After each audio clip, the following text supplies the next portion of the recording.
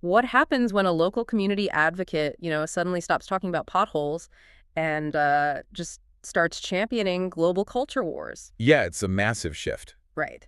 So we've got a really fascinating deep dive prepared for you today.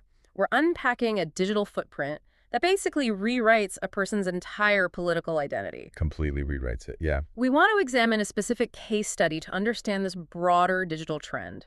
Like, how does a local content creator's branding drastically shift from progressive localism straight to global culture wars? It's a common pipeline, but this example is striking. Totally. So today we're dissecting the online footprint of a commentator known as Adrian Logan, FTW. And mapping that transition really starts with this bizarre visual paradox that he broadcasts to his audience. Oh, the aesthetic clash is just wild. Right. I mean, he films his video sitting right in front of a framed photo of Sanna Marin. Wait, the former Prime Minister of Finland? That's the one. Who is widely recognized globally as this progressive pro-EU feminist icon. Right, but while sitting in front of that progressive backdrop, he's actually wearing a blue cap that says, "Make Cavan Great Again." Yeah, Cavan being a county in Ireland. Exactly. So he's taking Donald Trump's American right-wing populist slogan, slapping an Irish county on it, and broadcasting it directly underneath a Finnish progressive icon. It really doesn't make any sense on the surface. I mean, it's like wearing a hardcore vegan activism t-shirt while loudly promoting a steakhouse.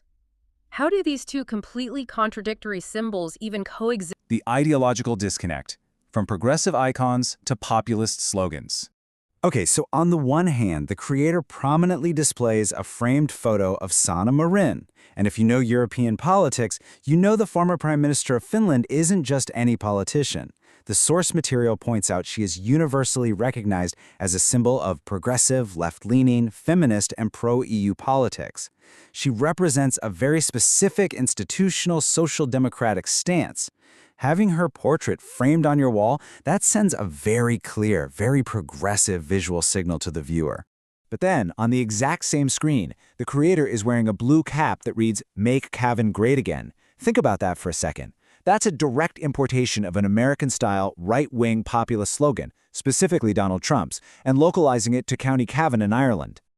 So, the source analysis flags this as a huge ideological disconnect. You have someone literally surrounding themselves with progressive symbolism, but as we'll see, they are actively pushing right-wing populist rhetoric. The researchers note that this turns what looks like a standard, maybe quirky progressive aesthetic into a massive contradiction. It really makes you ask, okay, what does this creator actually stand for? Well, to answer that, we have to look at what they're actually saying online. Let's look at Section 2, Targeting the Inclusion Police, Shifting from Aesthetics to Rhetoric. When we actually dig into the creator's digital footprint, his name is Adrian Logan, by the way, we see exactly how he reacts to standard institutional messaging. In one specific post, he shares a recruitment ad from the Irish Defence Forces. But in his caption, he completely dismisses the military's message, claiming the Army's job is to defend the state, not to be, and this is a direct quote from him, the inclusion police. To understand exactly what he is reacting so strongly to, listen to this quote straight from the Defense Forces' original post. They wrote, "Different backgrounds and experiences strengthen our operational capability." Now, the source text notes something absolutely crucial here. Modern defense forces globally view diversity and broad recruitment pools not as some sort of political statement, but as essential to actual operational readiness. It's about national cohesion. But the creator completely rejects that premise. The source analysis points out that taking standard organizational inclusivity and framing it as outrage material, that's a signature tactic for far-right alternative media accounts. And sociologically speaking, the analysis notes this tactic works incredibly well because it manufactures an immediate us versus them dynamic. By taking a basic recruitment strategy and blaming the inclusion police, the source explains that the creator is intentionally cultivating culture war outrage. They are literally transforming a totally routine institutional post into high-engagement digital fuel just by positioning state bodies as these overly woke distractions. This brings us to Section 3, Real-World Associations, the Tommy Robinson connection. This part brilliantly illustrates the jump from digital commentary to the real world. Let's contrast how the creator frames his offline associations against the reality of who he's actually aligning with. The source text describes an image where the creator shares a selfie alongside Tommy Robinson, whose real name is Stephen Yaxley Lennon. The text identifies Robinson as one of the most high-profile far-right activists in the UK, a guy known for anti-immigration rhetoric and street agitation. Now, the creator tries to cushion this, right? He mentions they are doing good work with farmers' protests and in the community.